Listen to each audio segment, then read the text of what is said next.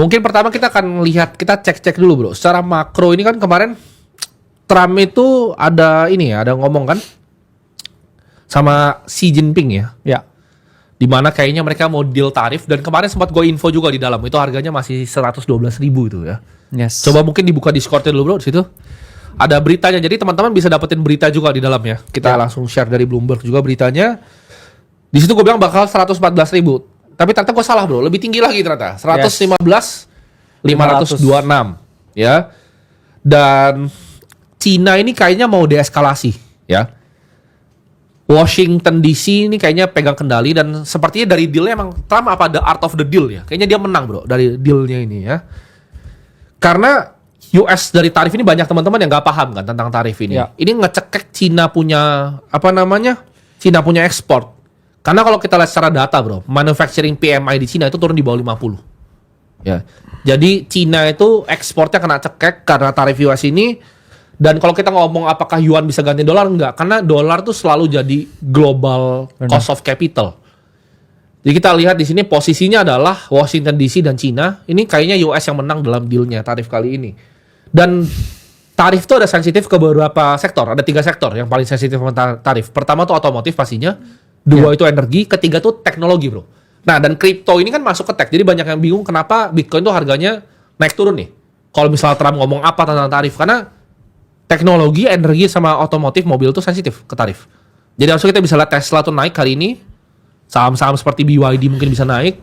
Dan ya Bitcoin naik. Tapi kan kita udah prediksi juga di dalam. Nah kita mungkin coba breakdown strukturnya dulu secara price action di 115.000 ini. 560-nya apakah ini ada potensi untuk balik ke ranging 117.000 atau dia bisa retest lagi bro ke arah 113.000. Oke ya. Jadi kita lihat dulu ke monthly chart. Memang kalau monthly chart ini kan dikocok ya. Dalam artian ini bener-bener candle Darth Vader ya kita ngomong. Ya. Sorry, Darth Maul ya. Yang 2 itu. Ya, Darth Maul candle. Dalam artian ketika tarif announce, kripto likuidasi 19 billion. Ya. Jadi pertama yang dibunuh di sini para bulls ya, yang over optimism. Mereka dibunuh ya. Kena likuidasi. Terus sekarang diangkat ya, orang yang nge-short dilikuidasi balik. Jadi sebelumnya saya udah stated ya tentang potensi Fourier cycle teori, yang mana saya waktu itu ngomong ini chance-nya masih 50-50 nih. Dalam artian saya mulai takut juga ya dengan keadaan price action, terus kemudian juga siklus dari halvingnya ya, yang mana kan ya kalau kita pakai indikator begini ya kan selalu setiap 518 hari itu kan selalu puncak ya. Tapi sekarang ya itu dia candle-nya itu ya. Star Wars itu ya. Benar. Ini ya Darth Maul ya. Tapi kalau saya lihat lagi ya, saya kecilin time frame-nya, kita masih memang sekarang yang mengalami bounce ya, weekly hijau, oke. Terus juga moving average 50 ya, itu kan di sini kita lihat ya, ini selalu menjadi yang namanya support ya untuk Bitcoin. Setiap kali ya Bitcoin itu ada di area 50 ya EMA, dia mengalami kenaikan ya. Nah ini kan selalu ya. Terakhir waktu tarif kita juga visit ya 50 EMA, terus habis itu ya dia rally lagi. Plus ya sekarang kita juga lihat ya bullish divergence ya di weekly chart. Jadi memang secara Fourier cycle ya, secara kalender siklus memang kita mendekati ya puncak. Tapi kalau weekly price action ya setelah kemarin ya negosiasinya udah ada titik temu ya dengan Cina ya, kita lihat price actionnya Bitcoin, I think kita ada chance ya untuk going higher dari sini. Meskipun ya sekarang kalau kita ngomong ya, ini kita juga ada di resistance harian ya sekarang. Dan nanti ya US stock malam ya ini juga bakal open. Nanti kita lihat nih di sini ada potensi atau enggak ya. Kalau dia break ya dari 115 ini ya, I think kita akan test all time high baru lagi.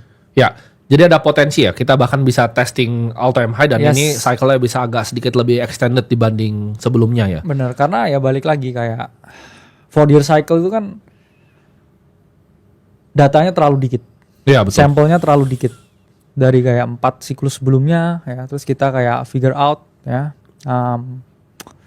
is it gonna be a big drop atau enggak ya. Tapi kalau kita lihat ya, saya selalu percaya price action duluan ya, dan sekarang ya price action menunjukkan kalau Bitcoin ini punya bullish momentum Ya. at this point. Bullish momentum yang dibikin Bitcoin ini kan secara makro kita juga lihat dari deal tarif ya. Di mana Ya. kita tadi barusan bilang bahwa Washington DC akan sepertinya memenangkan ini. Yes. Trump memang jago bikin deal, memang the art of the deal dia, makanya bahkan Ya. tulis buku bro dia. Benar. Jadi ya karena Emang jago berarti.